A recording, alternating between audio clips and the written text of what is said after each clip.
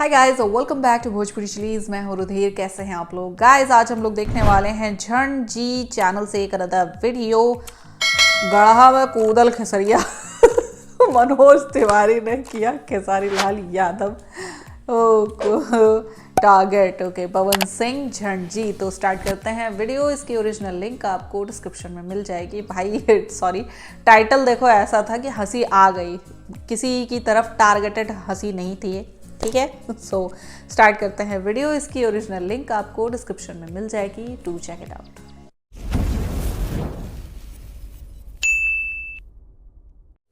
Breaking news, Manoj Tiwari ने अपने गाने में खेसारी लाल यादव को गिरा हुआ बताया। अच्छा, गढ़ा में शर्म आनी चाहिए आप सबको। शर्म आनी चाहिए। गड़ुआ होगा कार्य तो अरे शर्म क्यों आएगी भाई? उन्होंने कौन सा चड्डी खोल के गाया है कि शर्म आनी चाहिए? एक बात कहूं, लेवल तो अंतरिक्ष में नहीं रहेगी। सही गाया है मनोज तिवारी ने। गढ़ा में कूदल खेसरिया। तो क्या हाल है? बवाल है, ठीक है। बहुत दिनों से बहुत ही अलग अलग टाइप की फरमाइश आ रही है। अलग अलग मुद्दों पर वीडियो बनाने के लिए लोग कमेंट कर रहे हैं। कोई कह रहा है कि खेसारी लाल यादव ने पवन सिंह को एक बार फिर से टारगेट कर दिया, भैया उस पर वीडियो बनाओ। कोई कह रहा है मनोज तिवारी ने अपने होली वाले गाने में खेसारी लाल यादव को टारगेट करके गीत गाया है, इस पर वीडियो बनाओ। कोई कह रहा है कि पवन सिंह अंकुश राजा के शादी में 21 लड़कियों का शादी करवाने का वादा किया था।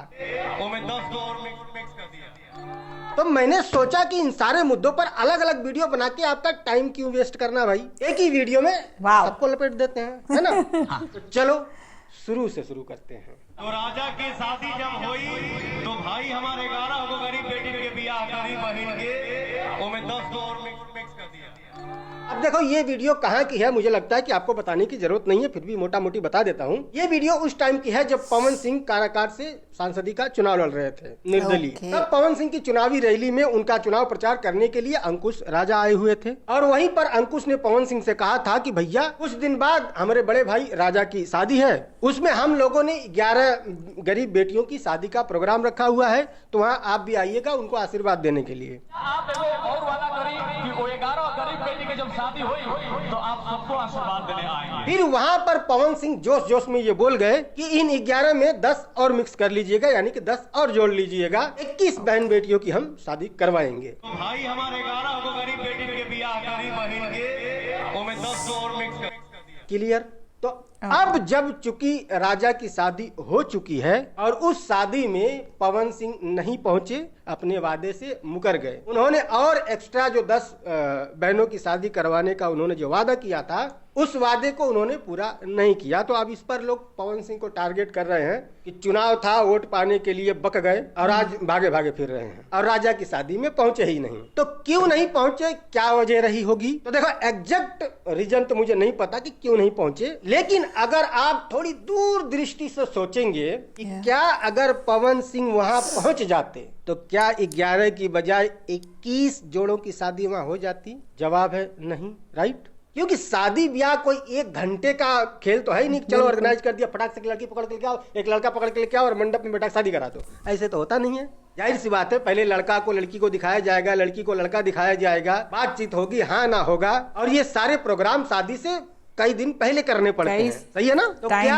अंकुश राजा ने इसका इंतजाम नहीं किया कि जब पवन सिंह ने कहा है कि 10 जोड़े और ऐड कर लेना, तो अंकुश राजा ने क्यों ऐड नहीं किया? क्या उन्हें पवन सिंह पे भरोसा नहीं था कि पवन सिंह आएंगे या नहीं? क्या उन्होंने चुनाव के बाद, हाँ, पवन सिंह के काराकाट में जब वो चुनाव लड़ रहे थे, जिस मंच पर खड़े होकर के पवन सिंह ने कहा था कि 10 जोड़ा और ऐड कर लेना, क्या उसके बाद अंकुश राजा की फिर पवन सिंह से कभी बातचीत नहीं हुई? और अगर हुई तो क्या पवन सिंह ने मना कर दिया था कि भाई मैं नहीं करवाने वाला हूँ? अगर ये सब नहीं हुआ तो फिर अंकुश राजा ने 10 और जोड़े का इंतजाम क्यों नहीं किया शादी करवाने के लिए? और अगर अंकुश राजा ने 10 और जोड़े का इंतजाम कर लिया होता, उसके बाद अगर पवन सिंह वहां नहीं पहुंचते, अरे नहीं भाई, चुनावी मंच पर खड़े होकर के बकवास करना या जुमलेबाजी करना, ये तो हर पॉलिटिशियन का जन्म सिद्ध अधिकार है। क्योंकि पवन सिंह भी नेता है तो उन्होंने सोचा होगा कि मेरा भी है, मैं भी बकवास ठोक देता हूँ। शर्म आनी चाहिए आप सबको। अब कुछ लोग ये भी कहेंगे कि पवन सिंह ने वहाँ वादा इस कंडीशन में किया था कि जब मैं जीत जाऊंगा तब। अगर हमारे पवन भैया को आप लोग विजयी बनाते हैं, पवन सिंह तो हार गए, तो उन्होंने वादा खिलाफी कैसे किया?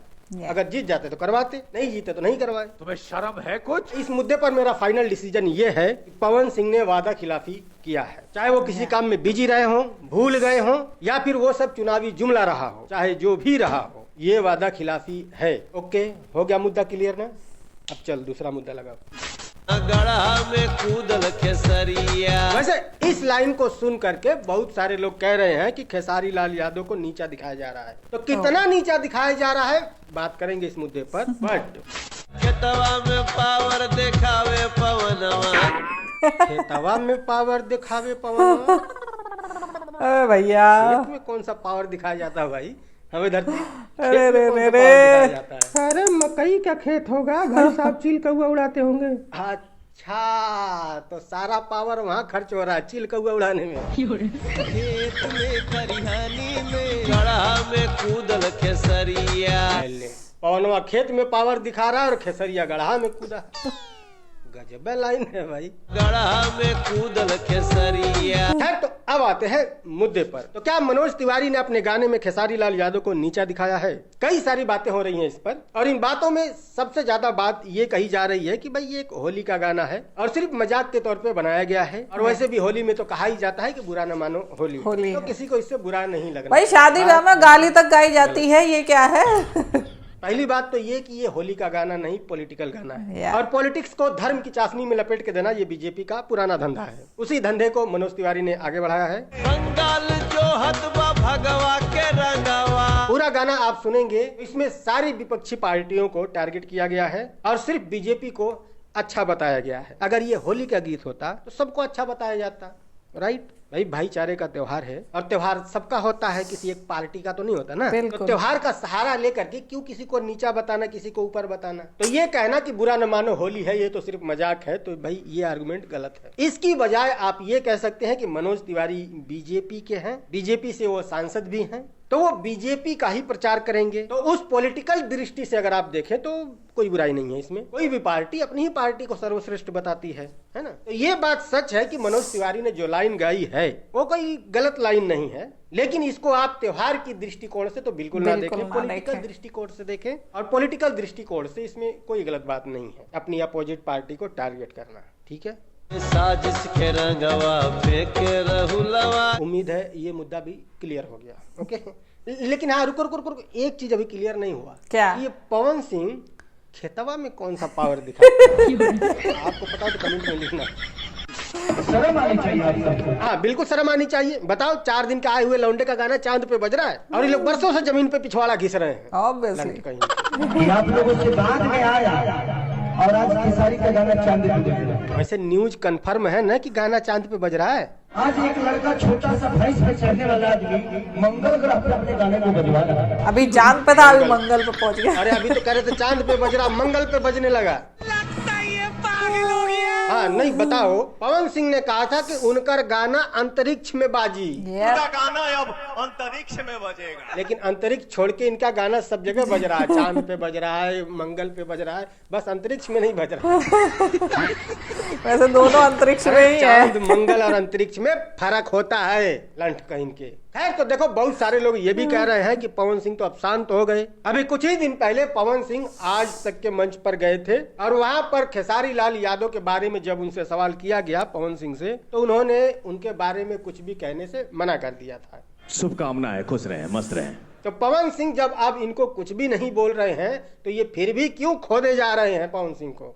ये समस्या है क्या बोलने का? तो जिनके भी मन में ये सवाल है, जिनका भी ऐसा सोचना है कि पवन सिंह शांत हो गए और खेसारी लाल खोदे जा रहे हैं, मैं उन सभी लोगों से पूछना चाहता हूँ, प्रॉब्लम क्या है? पवन सिंह को खेसारी लाल यादव से क्या प्रॉब्लम है आखिर? यही ना कि खेसारी लाल यादव पवन सिंह के फैमिली पर टारगेट करते हैं।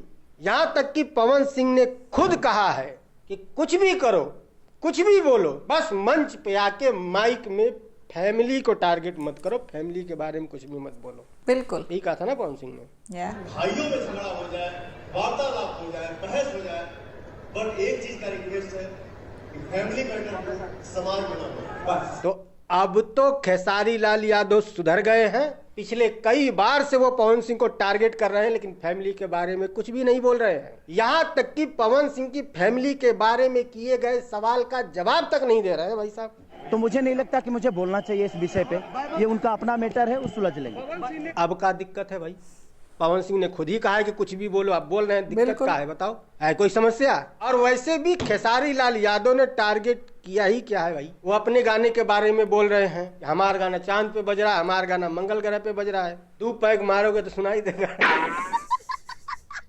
अब वो सिंगर है, वो अपने गाने कहीं भी बजवाए, ब्लूटूथ पे बजवाए। हाँ, वैसे मारने वाली बात थोड़ा सा डायरेक्ट पवन सिंह को ही कनेक्ट करता है। अच्छा बात नहीं है।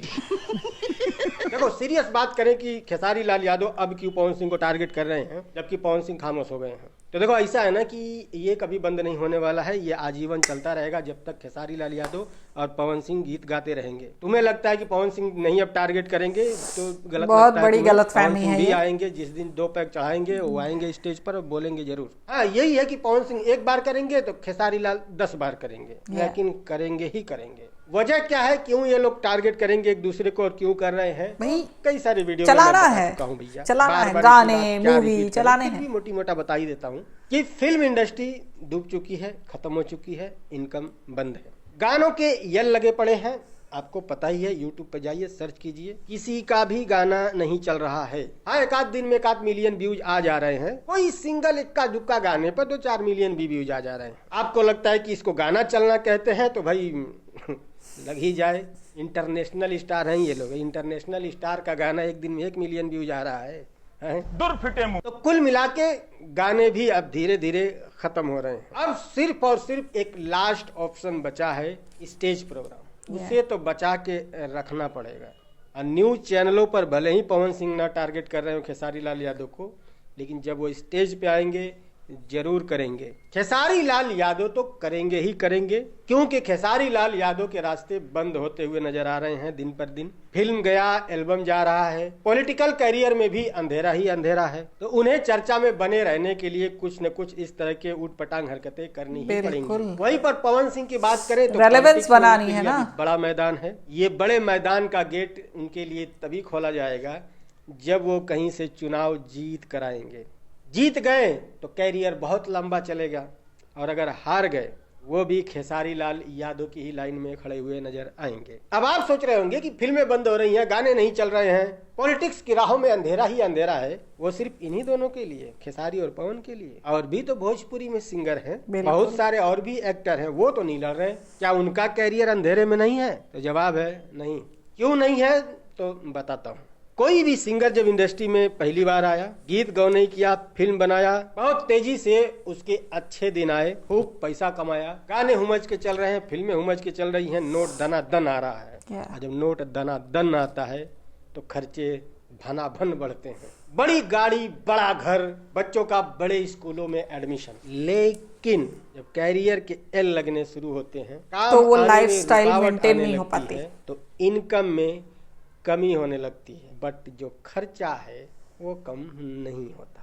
फिर मछली छटपटाने लगती है। यहाँ पर पवन और खेसारी के खर्चे बहुत ज्यादा बढ़ चुके हैं। ये लोग एक दूसरे के कंपटीशन में इतने अंधे हो गए हैं, इन लोगों ने अपने खर्चे बहुत ज्यादा बढ़ा लिए हैं। वहीं पर इंडस्ट्री में आप दूसरे किसी सुपरस्टार को देख लो, एग्जाम्पल के तौर पे हम नीलकमल को ले लेते हैं। गाना वो भी गाते हैं, उनका भी गाना बढ़िया चलता है। खेसारी और पवन से 1 इंच भी पीछे नहीं है बंदा, राइट? लेकिन उसके खर्चे क्या है उसका खर्चा इन लोगों के बराबर। दिखाता है वो कोई बड़ी गाड़ी सामने आ रहा, भैया का ही लैंड रोवर ले लिया।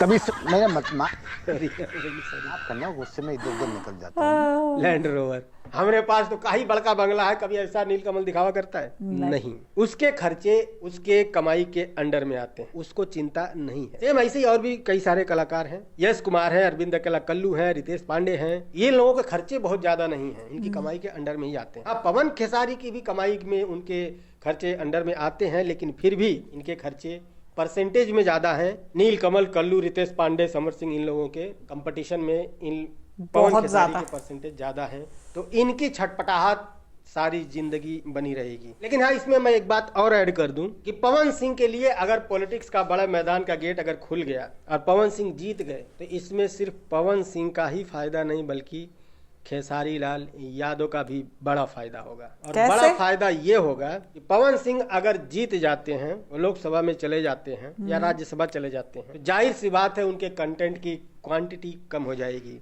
गीत कम आने लगेंगे, फिल्में कम बनने लगेंगी पवन सिंह की। और पवन सिंह का वो सारा प्रोजेक्ट कहाँ जाएगा? खेसारी लाल यादव के पास। क्योंकि पूरी ये तो भोजपुरी में है। पवन सिंह के टक्कर का खेसारी लाल ही है। पवन सिंह जो छोड़ेंगे वो कहाँ जाएगा? तो पवन सिंह के जीत जाने से फायदा दोनों को होगा। और एक बात और कि अगर पवन सिंह लोकसभा या राज्यसभा चले भी जाते हैं तो भी खेसारी लाल वर्सेस पवन सिंह का ये जो झगड़ा है ये खत्म चलता ही नहीं रहेगा। होगा, वो भी चलता रहेगा। लिख के रख लो, ये कभी बंद नहीं होगा। ठीक है, खैर तो बस आज के लिए इतना ही। वीडियो पसंद आया तो लाइक कर देना, पसंद नहीं आया डिसलाइक भी कर सकते हो, आपकी मर्जी। कोई बातचीत करनी है डिस्क्रिप्शन में मेरे इंस्टाग्राम का लिंक मिल जाएगा, आओ मैसेज करो। मिलते हैं अगली वीडियो में, बाय। ओके भाई, बहुत कुछ चल रहा है यार, बहुत कुछ चल रहा है सीरियसली। ओह माय गॉड, मतलब भोजपुरी इंडस्ट्री जो है बिल्कुल यहाँ रखी हुई है, एकदम यहाँ पर कि अब गिरी ऑब्वियसली गिरी गई है। ठीक है, तो बिल्कुल वैसे रखी हुई है, लेकिन लोग बाज नहीं आ रहे हैं। ठीक है, उन्हें अभी भी वही खोदा खोदी मचानी है। ठीक, तो और सब सच बताऊँ तो इसमें ये जो घमंड जो आया है ना, ये घमंड पब्लिक की ही देन है, फैंस की ही देन है, उन टॉक्सिक फैंस की देन है। ठीक है, जिनकी बोली आज ये 2 स्टार बोल रहे हैं सीरियसली। और ऐसे अगर रेलेवेंस अपनी बनाए रखनी है ना, तो उन्हें अब यही रास्ता रह गया है। या तो देखो तुम अच्छे मेन स्ट्रीम गाने बनाओ, ठीक है, गाने बनाओ, मूवी बनाओ, अच्छे मेन स्ट्रीम पैसा लगाओ उसमें, और उसके बाद मतलब ये उम्मीद करो कि भाई वो मूवीज़ चलेंगी क्योंकि उनका कंटेंट अच्छा है। ओके, अच्छे कंटेंट की मूवीज़ बनाओ, गाने बनाओ, तब तो ठीक है, चलेगा। ओके, हो सकता है गाड़ी धीरे धीरे चलने लगे। लेकिन अगर ऐसे ही चलता रहा, हम हाई हैं, ठीक, तो फिर बस बंटाधार है। ठीक है, और कुछ नहीं हो सकता। सो गाइज, आई होप आप लोग को रिएक्शन पसंद आया होगा। अगर अच्छा लगा हो देन प्लीज़ लाइक और शेयर ज़रूर करना। मैं मिलूंगी नेक्स्ट वीडियो में। Bye bye.